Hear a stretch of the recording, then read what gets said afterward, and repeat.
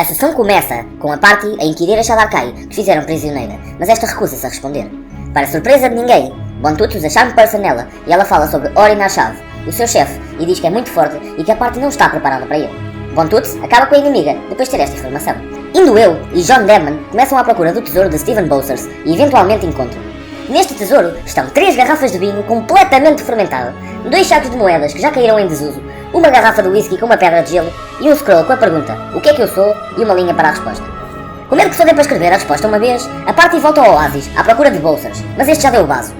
Seguem viagem pelo deserto e, passadas umas horas, reparam que finalmente estão a deixar esta área para trás. Agora, no meio de uma selva, seguem um trilho e encontram um macaco com os olhos vermelhos, que lhes atira calhaus aos cornos. Gordon, ao tentar fazer o macaco parar, dá-lhe uma chapada e parte-lhe o pescoço. Ele partiu-me o pescoço, impossível olhar para trás, ele partiu-me o pescoço. Mais uma vez, Bontuts usa Spare the Dying no animal. Grushi impede a Party de matar o macaco e leva-o com ele. Chegam às fronteiras de Kartek, onde 2 guardas lhe perguntam o que fazem nesta vila, mas a Party decide armar trilho com os guardas. Quando mostram o macaco, os guardas param e chamam o seu líder, que se apresenta como Bark. Indo eu, decide chamar-lhe Sr. Parque Natural, porque why the fuck not? Bark pede-lhes o macaco para a investigação de assuntos reais, mas Grushi opõe-se a esta ideia. É-lhes dado um ultimato. Ou dão o macaco, ou não podem entrar na vila. Depois de muita discussão, Bark promete que o macaco, agora denominado de Pierre Dominique, será devolvido se sobreviver a esta condição.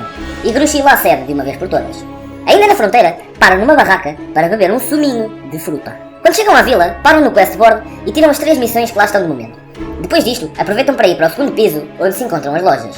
Na loja de magia, John Deadman pede à dona para ver o que o seu anel faz. E quando esta diz a palavra "tchauzinho", o anel desaparece. John Deadman finge estar chateado, mas a dona da loja rapidamente percebe que a estão a tentar enganar. Indo eu consegue vender o seu amuleto de detecção mágica, mas a vendedora está perfeitamente ciente que não faz porra nenhuma. Vão em direção do Blacksmith, onde conhecem Max. John pede para arranjar um maço partido que encontrou na arena, e Grushi tenta ver se é possível encantar a arma com as propriedades dos dentes que apanhou até agora. Indo eu restaura o seu Elemental Bolt of Return, e Bontuts faz com que a joaninha roube o artigo mais caro da loja enquanto está invisível. Este artigo é uma dagger de gelo. Seguem para a loja de poções, onde conhecem um vendedor esquisito. É-lhe pedido para avaliar o cogumelo de Bontuts e este prova, ficando a preto e branco. No entanto, o gajo é meio duvidoso e não parece ficar afetado por isto. Na pastelaria de Robbie Feathergus, John compra 2 sacos de trigo, indo eu e Bontuts provam a especialidade da casa, tarte de feijão.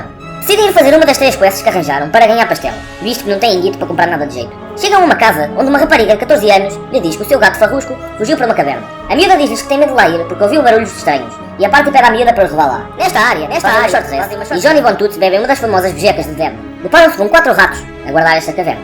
A joaninha usa Pass Without a Trace e dão sneak attack aos ratos. A sessão acaba com os ratos mortos no chão e a Party a preparar-se para ir salvar o farrusco. O que é que vai acontecer na próxima sessão? Vão ter de esperar para ver.